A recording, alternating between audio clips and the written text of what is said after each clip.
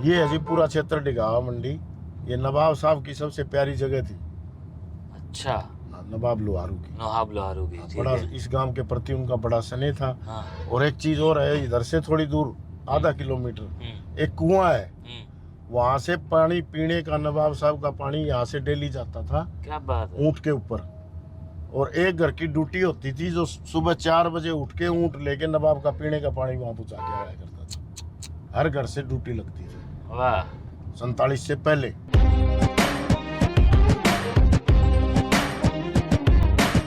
आप लोगों ने अपनी जिंदगी में कभी ना कभी, कहीं ना कहीं, किसी ना किसी से जरूर गालिब का नाम सुना होगा। गालिब को पढ़ा तो नहीं तो किसी के कानों से कोई ना कोई शेर सुना होगा।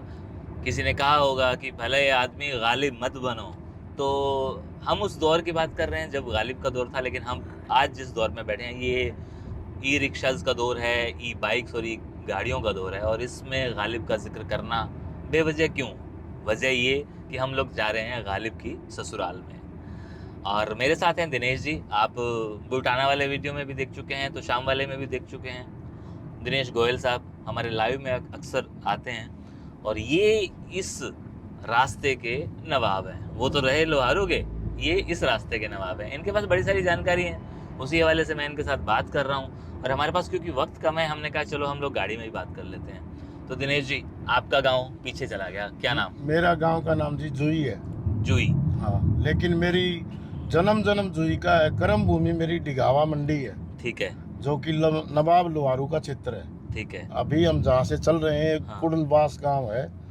और ये नवाब लोहारू के एरिए का पहला गांव है। ओके। और डिगावा भी नवाब लोहारू के 52 गांवों में आता था जी। और उससे आगे आपकी आएगी सिंघानी। हाँ। जहाँ बहुत बड़ी लड़ाई हुई थी नवाब साहब के साथ। हाँ। उससे आगे आएगा गिगनाऊ। हाँ। गिगनाऊ से आगे आएगी ढाणी टोडा। हाँ। और टोडा के बाद आएगा लोहारू जी। चलो हम लोग अगर अपने आपके गांव से बात करें तो ये गांव 47 के दौर में कैसा था? कौन यहाँ से गया, कौन यहाँ आया? यहाँ से गए जी ज्यादा लीलगर, अच्छा। लोहार, तेली हम्म। और सिक्के। चार ही कौम थी यहाँ मुसलमानों की जो कि चले गए। बड़े अच्छे लोग थे हमारे दादा। उनमें एक का नाम था जी सरफू। अच्छा। और एक का नाम था गफार। ये मेरे नाम, दो नाम मेरे याद है मेरे को, जो बड़ों से मैंने सुना है। और वो मंडी भावलपुर की तरफ कहीं रहते हैं जी, पाकिस्तान। ठीक है।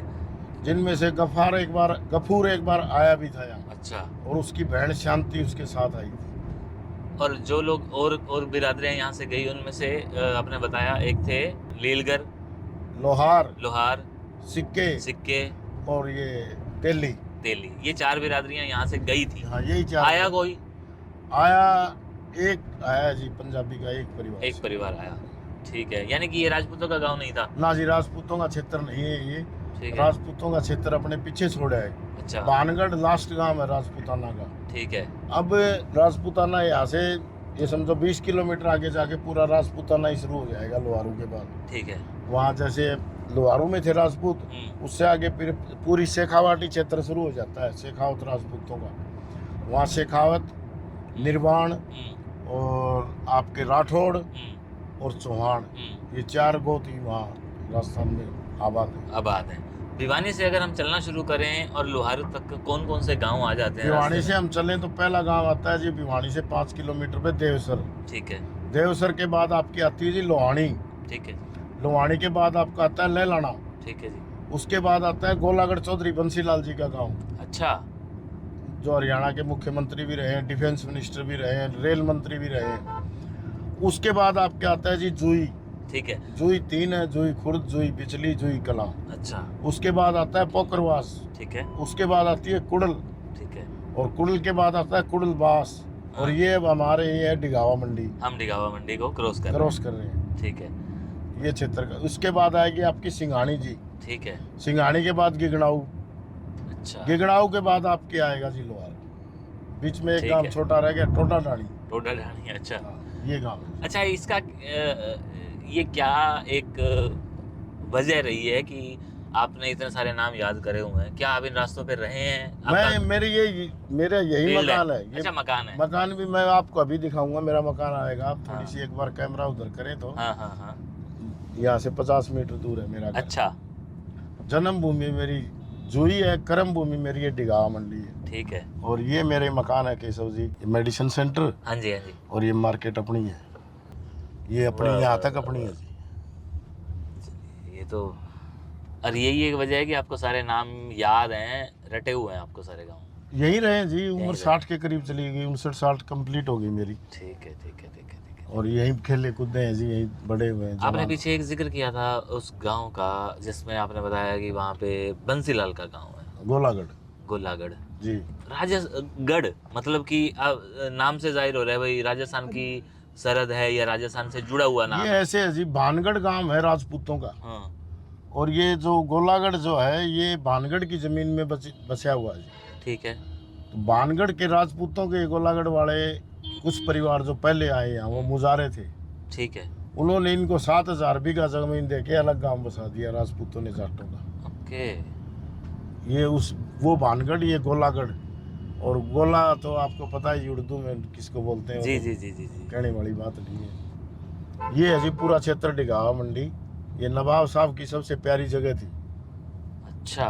नवाब लोहारू की। नवाब लोहारू की, ठीक बड़ा है। इस गांव के प्रति उनका बड़ा स्नेह था। हाँ। और एक चीज और है, इधर से थोड़ी दूर आधा किलोमीटर एक कुआं है, वहां से पानी पीने का, नवाब साहब का पानी यहाँ से डेली जाता था। क्या बात है। ऊंट के ऊपर।